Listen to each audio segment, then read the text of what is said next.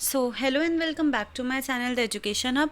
तो आज हमारा डे 11 है socio philosophical perspective of education यानी फ़िलासफ़ी की सीरीज़ का। और आज हम जिस फ़िलासफ़र की बात करने जा रहे हैं वो है फ्रॉबेल। तो इनका पूरा नाम है फ्रेडरिक फ्रॉबेल। ठीक है, तो इनके बारे में आज हम पढ़ेंगे। ये फेमस साइकोलॉजिस्ट क्यों है, सॉरी फेमस फ़िलासफ़र क्यों है, ये हम जानेंगे। और इन्होंने क्या किया था एजुकेशन के लिए, एजुकेशन में क्यों इनका नाम लिया जाता है, ये हम जानेंगे। तो देखिए, फ्रेडरिक ऑगस्ट फ्रॉबेल इनका पूरा नाम है और इन्होंने किंडर गार्डन सिस्टम, जो हमारे जो किंडर गार्डन स्कूल्स होते हैं, उसका इन्होंने इस्टेब्लिशमेंट किया था अप्रैल 21 1783 में। ठीक है, ये साउथ जर्मनी से बिलोंग करते थे।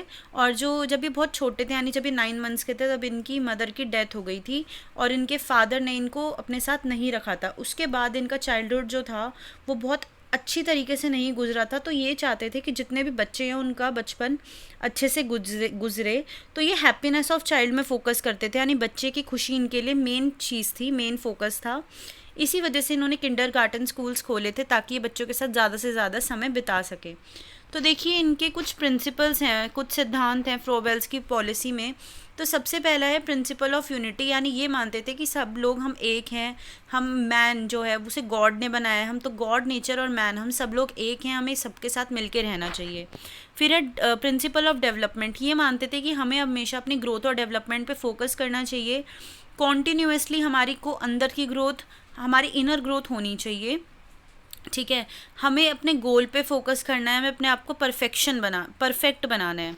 नेक्स्ट ये बोलते हैं प्रिंसिपल ऑफ सेल्फ एक्टिविटी, यानी हमें खुद पे डिपेंड रहना चाहिए, खुद अपने काम सारे करने चाहिए, खुद हमारे अंदर किसी काम को करने की इच्छा होनी चाहिए, इंटरेस्ट होना चाहिए। प्रिंसिपल ऑफ सिम्बोलिज्म का ये मतलब है, ये साइन और सिंबल्स पे बहुत फोकस करते थे। ये मानते थे कि जो चाइल्ड का माइंड है और आसपास की सारी चीज़ें वो कनेक्टेड है, और उन्हें कनेक्ट कौन करेगा, सिंबल्स। जैसे कि हमारा फ्लैग है, ये हमारा सिंबल है, तो ये हमें इंडिया मतलब इंडियन होने की फीलिंग हमारे अंदर जागरूक करता है। तो ऐसे अलग अलग सिंबल्स पे ये फोकस करते थे। और एक और इनका प्रिंसिपल था, fifth principle of development of individual through social setting, यानी सोसाइटी में रहते हुए बच्चा अपनी इंडिविजुअल डेवलपमेंट कैसे करेगा, उस चीज़ पे फोकस करते थे। ठीक है, तो अब फ्रॉबेल की कुछ एजुकेशनल पॉलिसीज़ थी, यानी जो ये चाहते थे कि एजुकेशन में हो।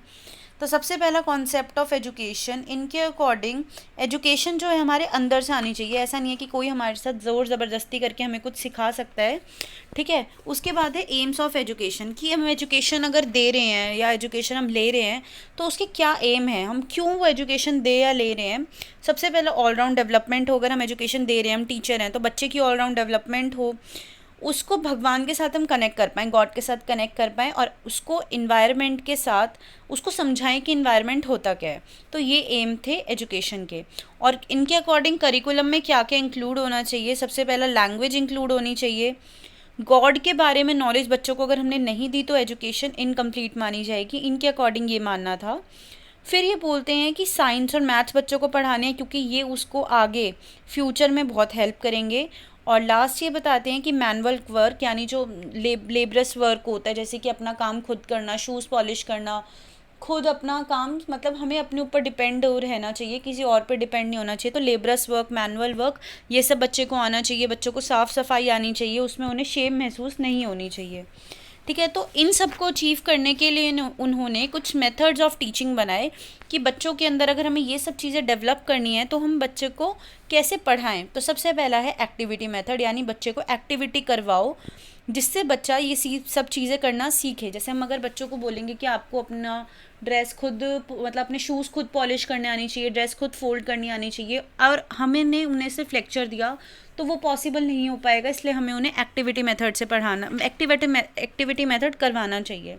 नेक्स्ट है फ्रीडम, बच्चे को फ्रीडम देनी चाहिए उनके एटमॉस्फेयर में, ताकि बच्चा खुद से चाहे वो करना और वो अच्छे से कर पाए। नेक्स्ट है सोशल पार्टिसिपेशन, यानी कि बच्चे को ग्रुप में रहते हुए काम कराना चाहिए, सोसाइटी के साथ इंटरेक्ट करवाना चाहिए। और फिर है लर्निंग बाय प्लेइंग, यानी बच्चों को सिखाओ खेल के थ्रू, यानी जैसे बच्चों को आप अलग अलग जगहों पे ले गए, रिक्रिएशनल प्लेसेस पे, अच्छी जगहों पे ले गए जहाँ से बच्चा कुछ सीखेगा, गार्डन में ले गए। इमेजिनेटिव प्ले होता है कि अपने माइंड में बच्चों को बोला कि आप सोचो कि आप यहाँ पे हो, आप कहीं गए हो, बादलों में हो, जिससे बच्चा अपना इमेजिनेशन यूज़ करके खेले और वो कुछ सीख पाए। ठीक है, इससे क्या होगा, बच्चे की कैरेक्टर बिल्डिंग होगी और वो रियल लाइफ उन चीज़ों को अटेन करने में उसको हेल्प मिलेगी, रियल लाइफ अगर चीज़ें उसको दी जाएंगी तो। और प्ले और गेम्स जो होते हैं वो फिज़िकली भी बच्चे को फिट रखेंगे। अब देखिए उनके अकॉर्डिंग डिसिप्लिन क्या था। फ्रॉबेल ये कहते थे कि बच्चों को एकदम स्ट्रिक्ट डिसिप्लिन में रही रखना चाहिए, उन्हें फ्रीडम देनी चाहिए, सेल्फ एक्टिविटी करवानी चाहिए। थोड़ी बहुत बच्चे शैतानी करेंगे उसमें कोई प्रॉब्लम नहीं होती, बच्चों को एकदम स्ट्रिक्ट डिसिप्लिन में नहीं रखना। और उनके अकॉर्डिंग टीचर का रोल, टीचर जो थी एक गार्डनर होती है, इसलिए उनका नाम किंडरगार्टन स्कूल रखा कि टीचर जो होती है वो गार्डन की तरह होती है जिसमें वो बच्चों को ग्रो करने का मौका देगी। ठीक है, अब देखिए फ्रॉबेल के किंडरगार्टन में क्या क्या चीज़ें थी। जो किंडरगार्टन स्कूल्स थे उसमें बच्चों को सेल्फ एक्टिविटी करने का मौका दिया जाता था, यानी खुद काम करो, खुद एक्टिविटी करो। खेल खेल में सीखो यानी लर्निंग बाय प्लेइंग था। फ्रीडम इन एजुकेशन, बच्चा जो सीखना चाहे, जो पढ़ना चाहे वो पढ़ सकता था। पोएम पढ़ना चाह रहा है तो पोएम पढ़े, मैथ्स करना चाह रहा है मैथ्स करे। और सोशल पार्टिसिपेशन, सोशल पार्टिसिपेशन का मतलब है सब लोग एक साथ मिलके पढ़ेंगे। ठीक है, सब लोग एक होके पढ़ेंगे, ग्रुप में पढ़ेंगे। इंडिविजुअल स्टडी की जगह ये सोशल पार्टिसिपेशन पे फोकस करते थे। नेक्स्ट है teaching techniques of teaching in किंडरगार्टन्स।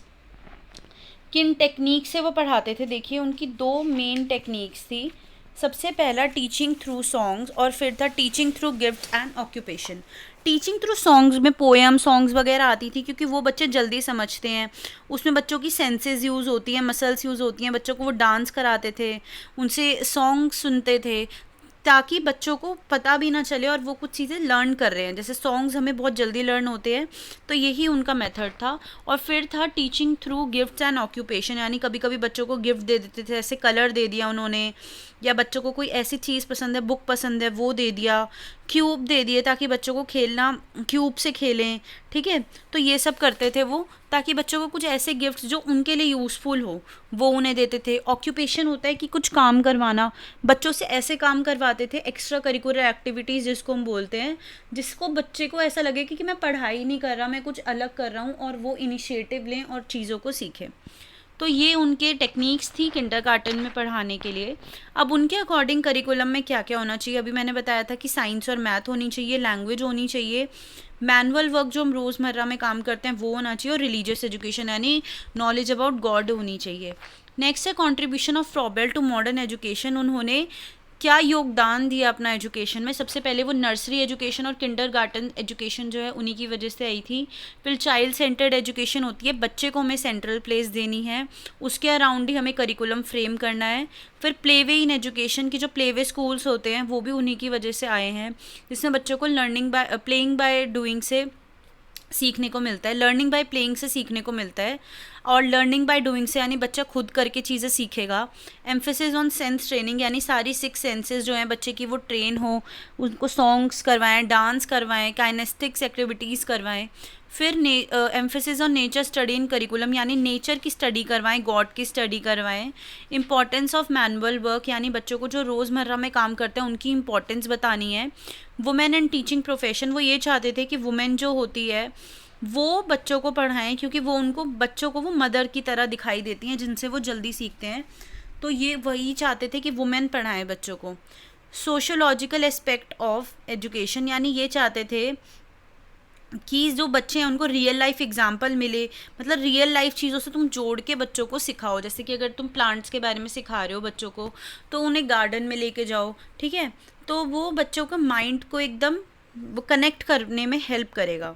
ठीक है, अब इनकी बहुत सारी तारीफ़ होती थी क्योंकि इन्होंने बहुत ज़्यादा कंट्रीब्यूशन करा है एजुकेशन सिस्टम में, लेकिन इनकी कुछ क्रिटिसिज्म भी है, क्रिटिसाइज़ किया है, यानी कि इनको कहीं जगह ये फेल हुए हैं। जैसे कि कॉम्प्लिकेटेड फ़िलॉसफी, तो इनकी थोड़ी कॉम्प्लिकेटेड फ़िलॉसफी जानी जाती है कि बच्चा इतनी सारी चीज़ें, गॉड वगैरह इन सब सारी चीज़ों को नहीं जान पाएगा, नहीं समझ पाएगा, ऐसा कुछ लोग मानते थे। Too much emphasis on inner development, ये दिखा रहे हैं कि फ्रॉबेल जो थे वो इनर सेल्फ पे, मन का सुनो, अंदर की बात मानो, इन चीज़ों पे फोकस करते थे, तो जो बच्चों के लिए थोड़ी प्रॉब्लमेटिक होती थी। आउटडेटिंग सॉन्ग्स एंड प्लेज, यानी कि वो बहुत न्यू टाइप के सॉन्ग्स नहीं आते थे, वो पुराने सॉन्ग्स यूज़ करते थे, पुराने प्लेस, तो बच्चा आज की लाइफ से कनेक्ट नहीं कर पाता। No correlation of various subject, तो जैसे कि इंटीग्रेटेड करिकुलम पे इन्होंने बिल्कुल फोकस नहीं करा, हर एक सब्जेक्ट को, जैसे नेचर को पढ़ा रहे हैं तो अलग पढ़ा रहे हैं, उसे लैंग्वेज के साथ कनेक्ट नहीं कर रहे, यानी ये अलग अलग सब्जेक्ट को कनेक्ट करके नहीं पढ़ाते, ये भी इनका एक ड्रॉबैक था। Scheme is not applicable to grown up children, तो ये बस छोटे बच्चों के लिए था, जैसे सॉन्ग्स वगैरह से पढ़ाओ, प्लेस से पढ़ाओ, ये बड़े बच्चों के लिए एप्लीकेबल नहीं था। And too much emphasis on social aspect, यानी बच्चों को सोसाइटी में ही रह के सीखने पर इन्होंने फोकस करा था, बट ऐसा नहीं होता, कुछ बच्चे सेल्फ लर्निंग करते हैं और हर एक बच्चे का अलग लर्निंग पेस होता है, मेंटलिटी होती है, तो इन्होंने सिर्फ सोशल एस्पेक्ट पे फोकस किया, बाकी एस्पेक्ट पे फोकस नहीं करा, तो ये इनकी कुछ क्रिटिसिज्म थी। तो इस वीडियो में हमने जाना फ्रॉबेल के बारे में और उनकी क्या एजुकेशनल पॉलिसीज़ थी, उनका क्या योगदान था एजुकेशन की फील्ड में। होप है आपको वीडियो समझ आई होगी। अगर आपके कोई भी डाउट होते हैं तो कमेंट सेक्शन में पूछ सकते हैं, या टेलीग्राम का लिंक मैंने डिस्क्रिप्शन में मेंशन किया हुआ है, वहाँ पे भी जाके आप लोग पूछ सकते हैं। And if you like watching the education of videos, to do subscribe to my channel. Thanks for watching.